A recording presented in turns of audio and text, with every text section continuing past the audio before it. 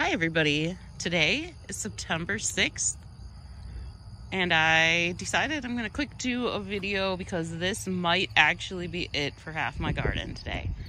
September 6th and they're calling for temps in the 30s tonight. And it always seems to get a little bit colder here than it is like anywhere else. I don't know if it's because I'm just like in the middle of a field here with nothing really around. I also have a thunderstorm here. So it's quite chilly, and then it's supposed to thunderstorm and get even colder.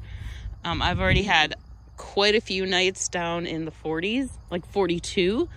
And tonight's supposed to be quite a bit colder than that. So I am very worried that I'm gonna lose all my tomato plants and pepper plants tonight. Very worried about that. I don't have anything big enough to cover all of this up. I could cover some of it up. I have that mesh stuff. So I could cover a little bit of it up, but there's a mango. But I definitely don't have anything big enough to cover everything up. So I'm stressing a little bit tonight. Hopefully it's gonna be okay. Hopefully at least like the tomato plants that are in the middle there will hopefully, you know, be protected. Sometimes they are and sometimes they aren't. But stuff like this that's just out in the open is fair game for frost. So I'm definitely worried tonight. So I just want to show you how everything is going. It's really going terrible. Well, I've gotten a lot of produce out of this garden already. I've made some sauces already. I've given a lot away to friends. But I also have a lot of disease in here, and I did finally figure out what disease is killing all my tomatoes. That's gonna be a big research project so I can figure out what to do for next year. Because it's pretty devastating. It's now hitting like all the plants. So that's pretty sad. I still have a lot of beans out here. So I'm gonna try and pick a bunch of those right now. Kales are still doing like fabulous, and they'll be fine. They don't even care about frost. My cabbage, this is weird. The red cabbage is finally starting to bunch up. And cabbage should be okay. That's a cool weather crop, so that should be okay also. It's pretty much everything on this side that's gonna get hit. I'm gonna pick some more basil tonight. But look at all those tomatoes. A lot of slug damage and a lot of grasshopper damage, but there's still, I take handfuls of these in every day. This is a lot of disease and slugs and grasshoppers, and it is just a mess. Now this is what my Campbell's bed looked like last year.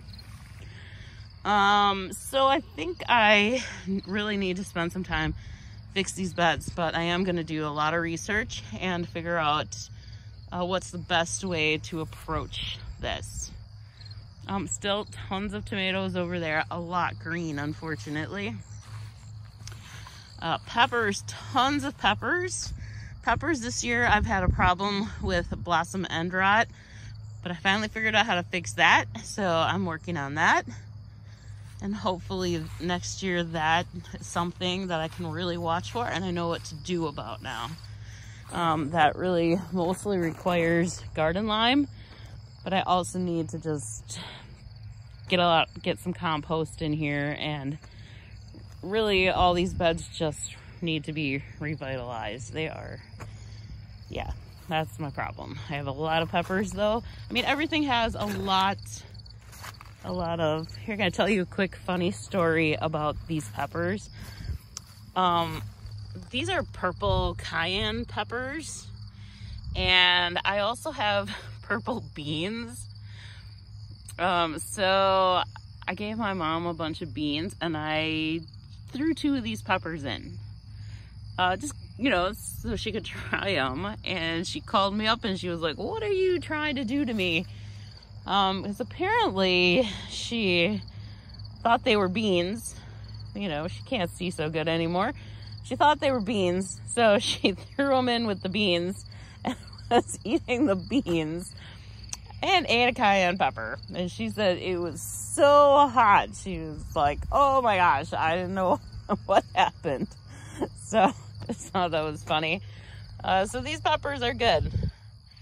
I've never grown cayenne peppers before, so I think they're ready and I should pick a bunch more of them. So I think I'll do that before I go in. These, I don't really know what these peppers are. I thought they were diamond bell peppers, but none of them are getting very big. But maybe they don't get very big, so that was new. I grew way too many new peppers and kind of made a great big mess. Because I have some that I think are sweet peppers, but they look just like the Big Jim peppers that are very hot peppers. So that's a little bit of a problem. This happens every year. I buy all sweet peppers, and for some reason I end up with all really hot peppers. I don't know how it happens, but it happens every year. I have my purple tomatillos that are actually turning purple. See, there's one in there. These are all my volunteer tomato plants. There's a lot of them. They must be the large cherry tomatoes. That's what they look like. They're kind of vining, but again, the disease got them all over here, which is just very sad. And these are my vintage wine, my favorite tomatoes, one of my favorite tomatoes. I love most tomatoes.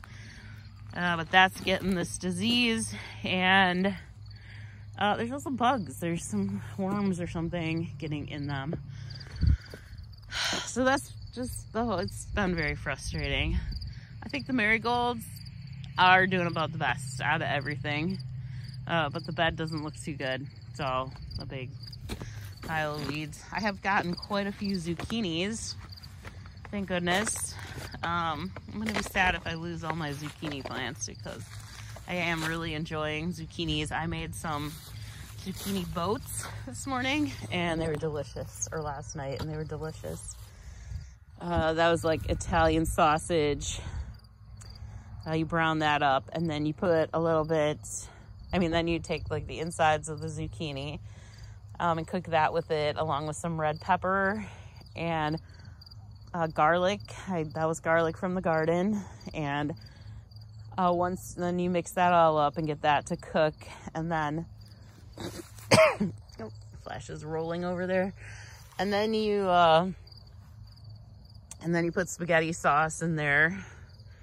And then you put that all back into the zucchini and stuff the zucchini up with it. And then you take breadcrumbs, olive oil, and shredded Parmesan. Oh yeah, you put mozzarella and shredded Parmesan in with the mixture, the stuffing mixture.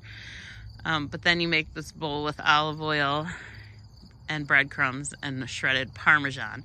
And you mix that up and then you put that on top of it. And then you bake it, and it is delicious. It's so good. You cook it at 425 for about a half hour. It was pretty brown on top when I did that, so I did turn it down to like 350 and just let it cook slowly longer. And then we got cabbage. It's just all been eaten by bugs. I am gonna pick, I think, this head right here. I'm sure there's slugs in it, but look at, I think it's my first, oh, it is. It's the first actual head of red cabbage. Beautiful. It's the first one. First one, September 6th. And this is my cauliflower. It never turned into cauliflower. Oh, look, I have one. Oh, a little tiny one. Oh my gosh. Now I'm excited. This is my first cauliflower ever. I've never grown cauliflower before, and that was my first one ever, and it looks like maybe I will get more. Yay. Well, that just made my day.